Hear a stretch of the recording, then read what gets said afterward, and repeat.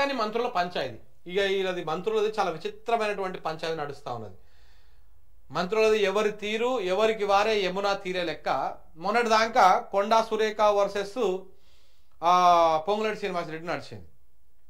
కొండా సురేఖ శాఖ దేవాదాయ శాఖ.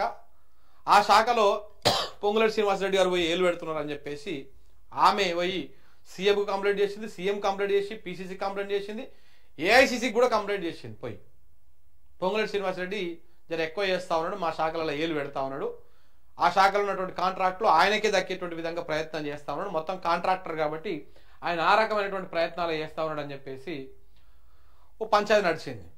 అది అట్లా ఉన్నది. అది అట్లా ఉండగానే మళ్ళీ ఇప్పుడు ఇంకొక పంచాయతీ మొదలైంది. అంతకుముందుకే పొన్నం ప్రభాకర్ గౌడ్ గారు మాట్లాడినటువంటి దున్నపోతు అనేటువంటి వ్యాఖ్యలు ఉన్నాయి కదా, దాని మీద రచ్చరచ్చ నడిచింది. అదంతా అట్లా ఉండగానే ఇప్పుడు నిన్న వివేక్ గారు అడ్లూరు పేరు తీసుకొని ఆయన విమర్శ చేసిండు. డైరెక్ట్గా అడ్లూరు లక్ష్మణ్ కుమార్ పేరు తీసుకొని విమర్శ చేసిండు. ఏమని చేసిండో ఒకసారి ఇక్కడ చూడండి, వీడియోలు ఉన్నాయి. ఇక అందరూ చూస్తారు.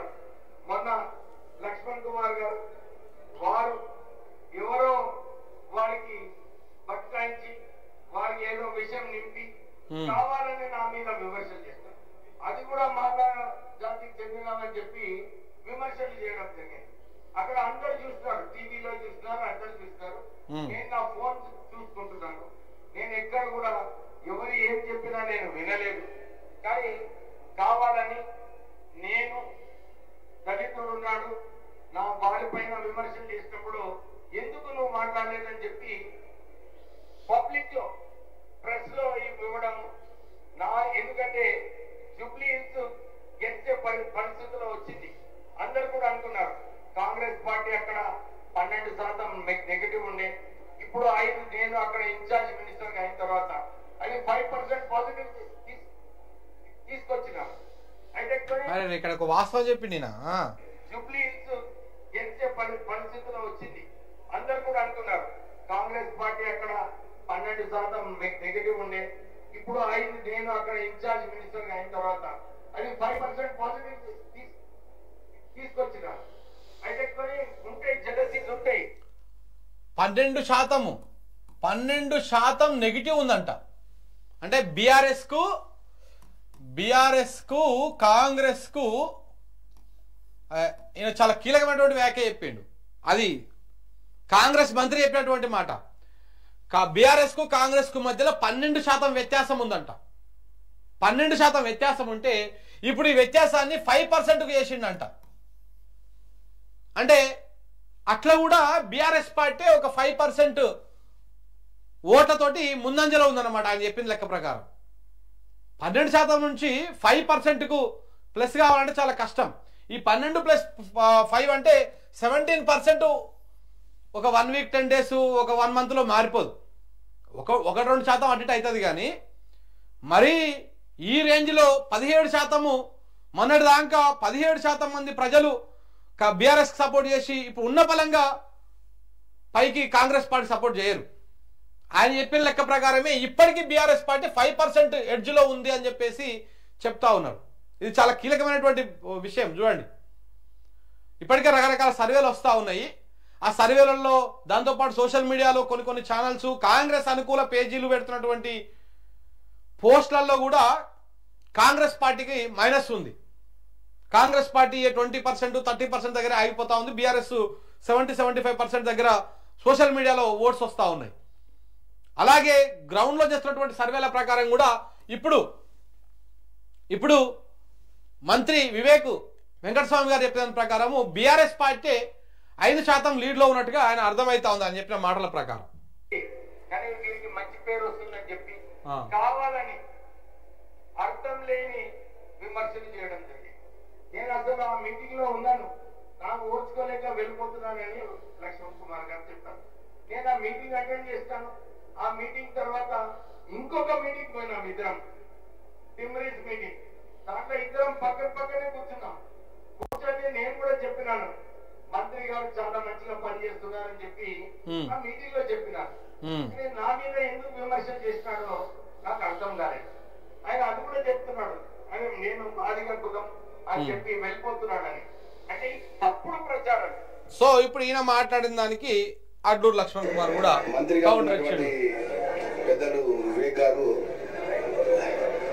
నిజామాబాద్ బాలల మా కుల బాంధవుల యొక్క ఆత్మీయ సమ్మేళనం వేసి మా పేరు తీసుకొని మాట్లాడడం జరిగింది. అత్యంత బాధాకరం. ఎందుకంటే ఆ రోజు జరిగినటువంటి సంఘటన అనేది వారి పెద్దలు వెంకటస్వామి గారి యొక్క జన్మదిన కార్యక్రమంలో పాల్గొని నేను అక్కడ ఉన్నటువంటి జూబ్లీ హిల్స్ బయల్స్ పోతున్నా ప్రచారంలో మైనార్టీ వెల్ఫేర్ సంబంధించిన దాన్ని ఈరోజు మళ్ళీ మా పేరెంట్స్ మాట్లాడడం కావాల్సుకుని లక్ష్మణ్ కుమార్ అని. సో ఈయన కూడా రెస్పాండ్ అయ్యి ఇద్దరి మధ్యలో ఇప్పుడు పచ్చగడ్డ వేస్తే బగ్గు అంటట్టుగా నడుస్తూ ఉంది వ్యవహారం. వివేక్ గారేమో మాల సామాజిక వర్గం, ఈయననేమో మాదిగ సామాజిక వర్గం. ఇప్పుడు రిజర్వేషన్ల అంశము, ఎస్సీ వర్గీకరణ అంశంలో కూడా కొంత విభేదాలు ఉంటాయి. ఇప్పుడు అది డైరెక్ట్గా ఇద్దరు మంత్రులే ఇట్లా మాట్లాడుకునే కాడికి వచ్చింది. ఇద్దరు కొత్త మంత్రులే, అంటే సెకండ్ టైం అయినప్పుడు వీళ్ళు ప్రమాణ స్వీకారం చేశారు. అయితే ఇక్కడ అసలు కథ వేరు, వాస్తవానికి ఎక్కడ బీజం పడిందంటే కరీంనగర్లో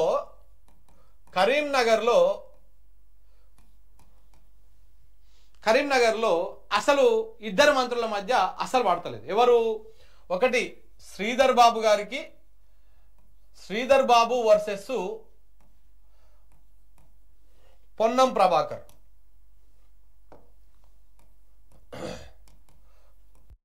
వీళ్ళిద్దరి మధ్య అస్సలు పడతలేదు. పొన్నంని ఎక్కడెక్కడ ఇరికిద్దామా, ఏ రకంగా పొన్నంని అధ్యేద్దామా అని చెప్పేసి శ్రీధర్ బాబు చాలా సీరియస్గా వర్కౌట్ చేస్తూ ఉన్నాడు. ఇప్పుడు మీకు పొన్నం మీద కొంతమంది ఆరోపణలు చేస్తూ ఉంటారు. బీఆర్ఎస్ పార్టీకి వెళ్ళి కొంతమంది ఎంపీలు కూడా, కొంతమంది ఎమ్మెల్యేలు కూడా. ఈ అన్నిటి వెనకాల శ్రీధర్ బాబే ఉంటాడు. అంటే శ్రీధర్ బాబే కావాల్సుకొని వాళ్ళకి కొన్ని లీకులు ఇస్తే ఆ శ్రీధర్ బాబు లీకులని ఆధారంగా చేసుకొని పొన్నం మీద బలంగా విమర్శలు చేస్తూ ఉంటారు. ఎందుకంటే పొన్నం పెత్తనం ఎక్కువ అయిపోతా ఉన్నది కరీంనగర్ జిల్లాలో, ఉమ్మడి కరీంనగర్ జిల్లాలో. ఆయన పొన్నము జిల్లా మంత్రి లెక్క ఆయన కొంత అదైతా ఉన్నాడు. సో కాబట్టి పొన్నం ప్రభాకర్ డామినేషన్ తగ్గించడం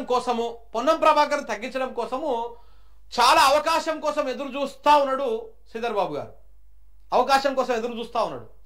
ఆ అవకాశం పొన్నం గారికి ఏం కొంత ఈ వెనక ముంగలు చూసుకోకుండా మాట్లాడే అలవాటు ఉంటుంది ఆయనకి. పాపం పుసుకునాలు ఏడబడితే ఆడ మాట్లాడేసి దొరికిపోతూ ఉంటాడు ఊకే.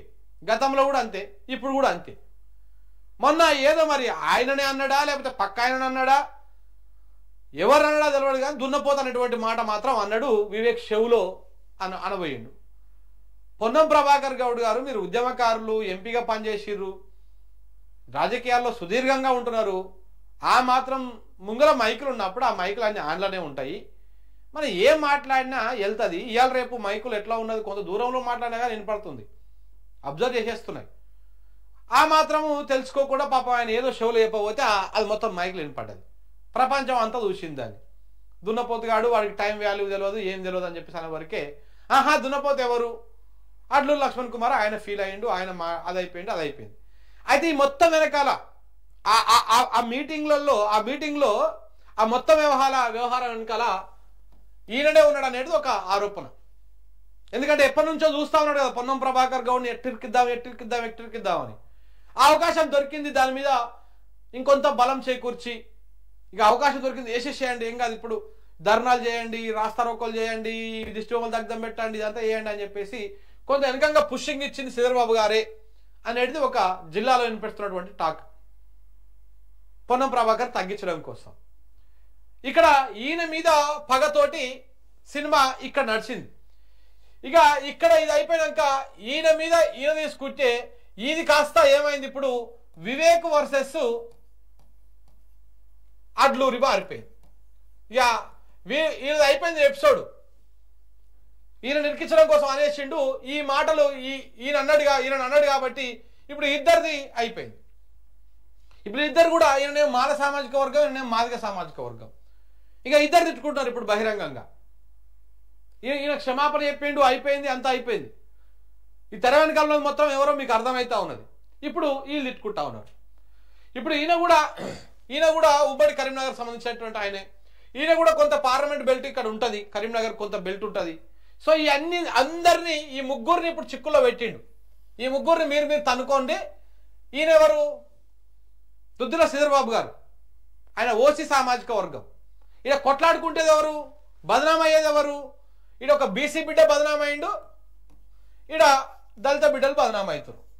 ఆగాని మంత్రుల పంచాయతీ, మొన్న అడ్లూరి ఆరోపణలు, నిన్న వివేక్ విమర్శలు, అధిష్టానం చెప్పిన డోంట్ కేర్, బహిరంగ వేదికల మీద దూషణలు, మరోసారి బయటపడ్డ మంత్రి అడ్లూరి వివేక్ విభేదాలు, నిజామాబాద్ లో అడ్లూరిపై వివేక్ కామెంట్స్, వివేక్ అంశాన్ని అధిష్టానం చూసుకుంటుందని చెప్పేసి లక్ష్మణ్ చెప్పిండు. ఈ పంచాయతీ నడుస్తూ ఉంది. ఆల్రెడీ ఇప్పటికే ఈడ ఇంకొక పంచాయతీ నడుస్తూ ఉంది. ఇక చూడు, ఇగో పొంగులేటిపై మాట మార్చిన మంత్రులు, తొలుత పిసిసి చీఫ్ కు ఆ ఇద్దరు ఫిర్యాదు, సీఎం ఒత్తిడితో వెనక్కి పోయిరంట. ఇక మరి ఇప్పుడు పొంగులేటి, మెగా కృష్ణారెడ్డి, రేవంత్ రెడ్డి అందరు ఒకటే. ఇలా కూడా మనం చూడండి, ఇక్కడ బలికా బక్రా అయింది ఎవరు? ఒక బీసీ, ఒక ఎస్టీ. అక్కడ రెడ్లు మంచిగానే ఉంటారు. పొంగులేటి రెడ్డి, రేవంత్ రెడ్డి, మెగారెడ్డి అందరూ మంచిగానే ఉంటారు రెడ్లు అందరూ. ఇక్కడ కంప్లైంట్ చేసింది, అది చేసి బదనామైంది, మళ్ళీ మాట మార్చి వెనక్కిపోయారు. ఇక్కడ దుద్దిల శ్రీధర్బాబు సేఫ్ గానే ఉన్నాడు. పొన్నం ప్రభాకర్ గౌడు, వివేక్ వెంకటస్వామి, అడ్లూరు లక్ష్మణ్ వీళ్ళు బదనామా అయిపోయారు. వీళ్ళు కొట్లాడుకుంటారు. ఇక్కడ అందరు మంచిగానే ఉన్నారు. ఇదంతా మంచిగానే ఉన్నారు మిగతా వాళ్ళు.